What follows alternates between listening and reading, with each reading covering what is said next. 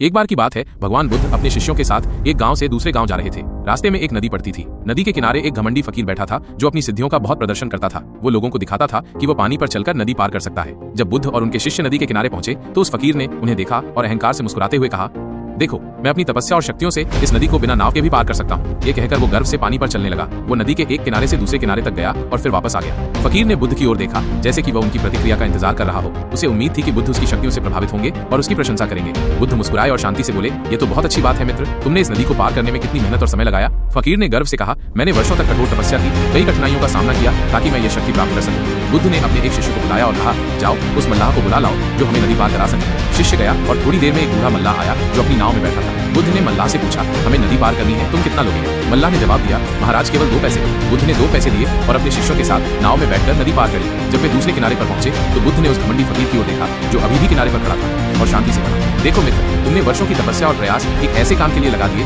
जो केवल 2 पैसे में भी किया जा सकता था। तुमने अपनी इतनी मूल्यवान ऊर्जा और समय व्यर्थ कर दिया। फकीर को बुद्ध की बात सुनकर गहरा आघात लगा। उसे अपनी मूर्खता का एहसास हुआ। उसे समझ आया कि उसने अपनी जीवन की अनमोल शक्ति का उपयोग केवल एक तुच्छ प्रदर्शन के लिए किया था, जबकि बुद्ध ने उसी काम को बहुत कम समय और प्रयास में पूरा कर लिया। इस कहानी से मिलने वाली सीख, ये कहानी हमें सिखाती है कि जीवन में महत्वपूर्ण क्या है। हम अक्सर छोटी छोटी बातों या दिखावे के लिए अपनी बहुमूल्य ऊर्जा, समय और क्षमताओं को व्यर्थ कर देते हैं। सच्चा ज्ञान और बुद्धिमत्ता इस बात में है कि हम अपनी शक्तियों का उपयोग सार्थक और उपयोगी कार्यों के लिए करें, न कि केवल दिखावे या अनावश्यक प्रदर्शन के लिए। हमें ये समझना चाहिए कि जीवन में सबसे मूल्यवान चीज समय और ऊर्जा है और इन्हें व्यर्थ नहीं करना चाहिए।